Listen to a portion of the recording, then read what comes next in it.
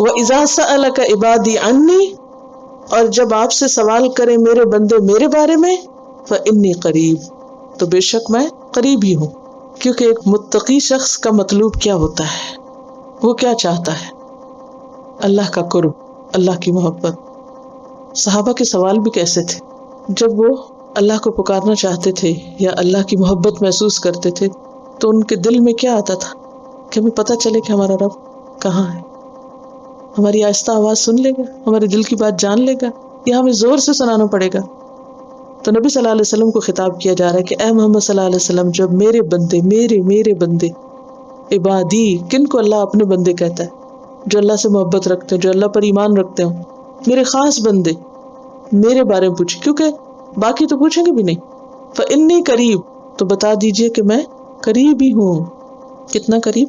وَنَحْنُ أَقْرَبُ إِلَيْهِ مِنْ حَبْلِ الْوَرِيدِ أُجِيبُ دَعْوَةَ الدَّاعِ، میں جواب دیتا ہوں پکارنے والے کی پکار کا، دعا مانگنے والے کی دعا کا جواب دیتا ہوں، یعنی دعا قبول کرتا ہوں. جواب دینے کا مطلب کیا؟ قبول کرتا ہوں. اذا دعانی، جب بھی وہ مجھ سے دعا کرتا ہے. اور کون سی دعا قبول ہوتی ہے؟ جو قبولیت کی شرائط پوری کرے. اور ان شرائط میں سے اہم ترین شرط کیا ہے؟ کہ سچے دل سے دعا، غافل دل سے دعا نہ ہو، حضور قلب کے ساتھ ہو، اخلاص کے ساتھ ہو، صرف اسی سے مانگا جائے، کسی اور پر توکل نہ کیا جائے، تضرع کے ساتھ، عاجزی کے ساتھ، گڑ گڑا کے دعا مانگے، اور ساتھ اللہ کی اطاعت بھی کرے، اللہ کی نافرمانی نہ کرے. کیونکہ آگے بتا دی گئی شرط کہ اگر دعا کی قبولیت چاہتے تو کیا کرو؟ فَلْيَسْتَجِيبُوا لِي، چاہیے کہ وہ بھی میری بات مانیں. اگر وہ چاہتے ہیں کہ میں ان کی بات مانوں، ان کی دعا سنوں، انہیں چاہیے کہ وہ بھی میری بات مانیں، میری پکار پہ لبیک کہیں. وَلْيُؤْمِنُوا بِي، اور چاہیے کہ وہ ایمان لائیں. کیا مطلب ہے ایمان لائیں؟ اعتماد رکھیں، یقین رکھیں کہ اللہ سنتا ہے اور وہ ہر چیز پر قادر ہے، سب کچھ دے سکتا ہے، اس کے خزانوں میں کسی چیز کی کمی نہیں ہے. لعلہم یرشدون، تاکہ وہ ہدایت پا جائیں. کیا معنی ہدایت پا جائیں؟ رشد کا معنی ہوتا ہے حسن تصرف. حسن تصرف کیا ہوتا ہے؟ خوبصورت طریقے سے کام کرنا. مثلا ان کی عبادتوں میں خوبصورتی پیدا ہو جائے، ان کے طریقوں میں، ان کے معاملات میں، ان کے رویوں میں. لعلہم یرشدون، یعنی دوسرے لفظوں میں اللہ پر ایمان. یہ جملہ بہت اہم ہے، غور سے سنیے گا. اللہ پر ایمان اور اللہ کی اطاعت سے صرف دعائیں ہی نہیں قبول ہوتی، بلکہ اس کے علاوہ انسان کو خوبصورت زندگی گزارنے کا ڈھنگ آ جاتا ہے، اس کی زندگی میں خوبصورتی پیدا ہو جاتی ہے. لعلہم، تاکہ وہ، یہ اس لیے کہا جا رہا ہے ایمان لانے کو، اطاعت کرنے کو، تاکہ کیا ہو جائے؟ یرشدون ہو جائے. کیا معنی یرشدون کا؟ کہ ان کے معاملات، ان کی عبادات خوبصورت ہو جائیں. ایک ہے زندگی گزارنے کا وہ طریقہ جو ہم اپنے نفس کی خواہشات کے مطابق گزارتے ہیں، اور ایک ہے وہ طریقہ جو اللہ نے ہمیں بتایا ہے.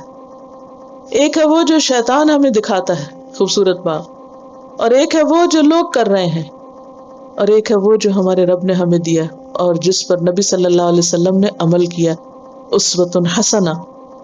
تو سب سے خوبصورت اور سب سے بہترین کون سا ہے؟ جو اللہ کا بتایا ہوا ہے. انسان کی اصل آزادی اللہ کی اطاعت میں ہے. جو اللہ کا بندہ نہیں بنتا وہ نفس اور بندوں کی غلامی کا شکار ہو جاتا ہے، وہ شیطان کی غلامی کا شکار ہو جاتا ہے. آپ دیکھیے کہ قرآن پاک میں بارہا ہمیں یہ بات ملتی ہے کہ اللہ سبحانہ وتعالیٰ نے ہمیں وارن کر دیا، آگاہ کر دیا کہ شیطان اپنے راستے کو بہت خوبصورت بنا کے تمہارے سامنے پیش کرے گا، تمہارے غلط اعمال کو کیا کرے گا؟ تمہارے لیے بہت خوشنما بنا دے گا. یہ ہمیں پہلے سے بتا دیا گیا.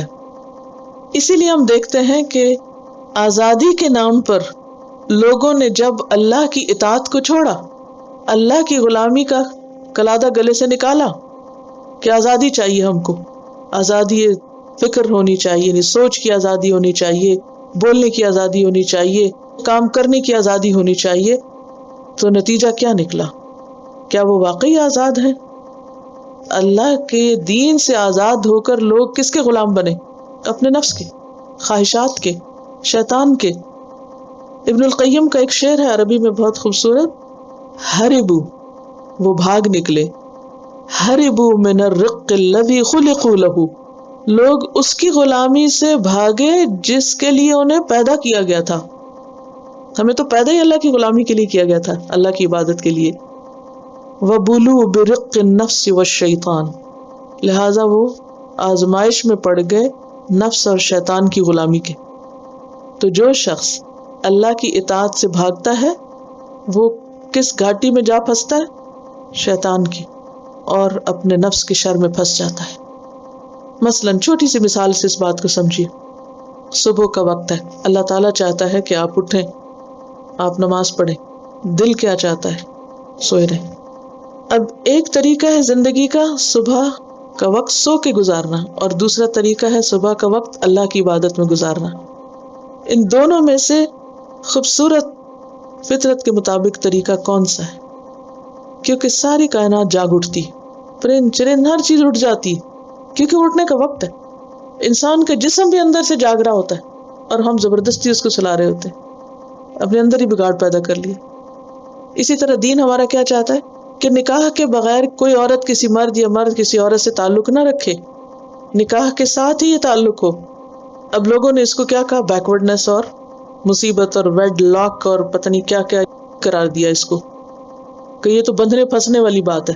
نتیجہ کیا ہوا؟ جب انہوں نے یہ لاک کھول دیا، کیا فساد اور کیا خرابی آ گئی جس کے اوپر کوئی کنٹرول نہیں کر سکتا، تصور سے زیادہ۔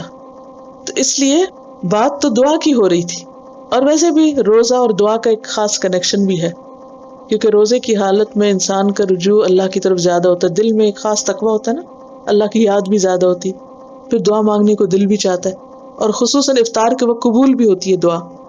تو وہ ساری ایک پاکیزگی کی کیفیت ہوتی ہے، ایک پیوریفیکیشن ہو رہی ہوتی ہے، باڈی کی بھی کلینزنگ ہو رہی ہوتی ہے، اور اس کے ساتھ ساتھ روح کی بھی، کیونکہ صرف کھانا پینا نہیں چھوڑنا، جھوٹ اور چگلی اور یہ سب خرابیاں بھی چھوڑنی ہے۔ نتیجہ کیا ہے کہ انسان کے اندر ایک پاکیزگی کا احساس پیدا ہوتا ہے۔ اب کیا ہے؟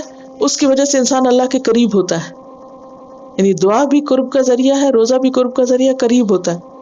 جب انسان اللہ کے قریب ہوتا ہے تو اللہ تعالیٰ اس کو مزید اپنے قریب کرنے کے لیے کیا حکم دیتا ہے کہ دیکھو تم میری اطاعت کرتے رہنا اور مجھ پر اعتماد رکھنا، اور بے صبری کے ساتھ غلط رستوں کو اختیار نہیں کرنا، کیونکہ بعض اوقات لوگوں کو اپنی شادی شدہ زندگی میں مشکل پیش آتی ہے۔ اب وہ کیا کرتے ہیں کہ ٹھیک ہے میرا شوہر میری ضرورت نہیں پوری کرتا، لہٰذا کیا میرا کوئی حق نہیں، میں کسی حرام طریقے سے پوری کر لوں۔ شوہر کہتے ہیں میری بیوی میرے قابل نہیں ہے، لہٰذا میں کوئی حرام رستہ اختیار کر لوں۔ یہ طریقہ درست نہیں ہے۔ کیا کرو؟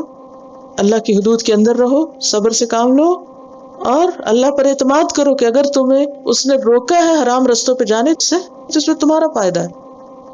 فَلْيَسْتَجِيبُوا لِي، جو میں نے کہا ہے ویسا ہی کریں، وَلْيُؤْمِنُوا بِي، مجھ پر ایمان رکھیں، اعتماد کریں، لَعَلَّهُمْ يَرْشُدُونَ، تاکہ انہیں زندگی گزارنے کا خوبصورت طریقہ آ جائے، رشد پا جائیں، حسن تصرف ہو ان کے اندر۔ بہت خوبصورت شعر ہے، وہ ایک سجدہ جسے تو گراں سمجھتا ہے، 1000 سجدوں سے دیتا ہے آدمی کو نجات۔ ساری غلامیوں سے نجات ہو جاتی ہے۔ اب دیکھیے کہ بعض اوقات لوگ آپ سے پوچھتے ہیں حجاب کیوں کیا ہوا آپ نے، کیوں سر ڈھانکا ہوا؟ بھی اللہ کا حکم، قصہ ختم، اللہ کی غلامی ہے، آگے بات ہی ختم۔ وہ کہے یہ گرمی ہے، یہ اپریشن کی علامت ہے، فلاں ہے، فلاں، جو مرضی کو کہے، لیکن ہمارے لیے کیا ہے؟ بس اللہ کا حکم ہے، بات ختم۔ جب ہم نے سبمٹ کر لیا، جب رب نے کہا جھک جاؤ، ہم جھک گئے، بس بات ختم۔ آگے اس کا کیا فائدہ اور کیا نقصان ہے اور کیا ہے اور کیا نہیں، ان جھگڑوں پڑنے کی کیا ضرورت ہے؟ آج کے دور میں چونکہ ہم نے اللہ کا حکم ماننے میں مشکل سمجھی، لہٰذا کیا ہوتا ہے ہر حکم کے پیچھے ہم اس کی وجوہات ڈھونڈ رہے تھے، یہ فائدے ہیں، یہ ہے، اور پھر جب تک وہ فائدوں کی لسٹ سامنے نہیں آئے عمل بھی نہیں کرنا چاہتے۔ پھر اللہ کی عبادت تو نہ ہوئی۔ اللہ کی عبادت کیا ہے؟ سمعنا اطعنا، ہم نے سن لیا، مان گئے۔ کیوں؟ اس لیے کہ اللہ نے کہا کرو، وَلْيَسْتَجِيبُوا لِي، ہم جواب دے رہے ہیں، ہم کر رہے ہیں، یس لبیک، آ رہے ہیں یا رب، جیسے آپ نے کہا ہم کریں گے۔ وَلْيُؤْمِنُوا بِي، بالکل پورا اعتماد اور بھروسہ، آپ ہمیں کوئی غلط کام کہہ ہی نہیں سکتے، کوئی ایسا حکم دے ہی نہیں سکتے کہ جس میں ہماری کوئی خرابی اور نقصان ہو۔ تو جو شخص اس طریقے پہ زندگی گزارتا ہے، وہ شخص اللہ کے قریب ہے۔ اللہ کا قرب حاصل کرنے کے لیے کیا ضروری ہے؟ اللہ کی اطاعت ضروری ہے، اس پر اعتماد اور یقین ضروری ہے ہر چیز میں۔ تو مقربین کی دعائیں قبول ہوتی ہیں۔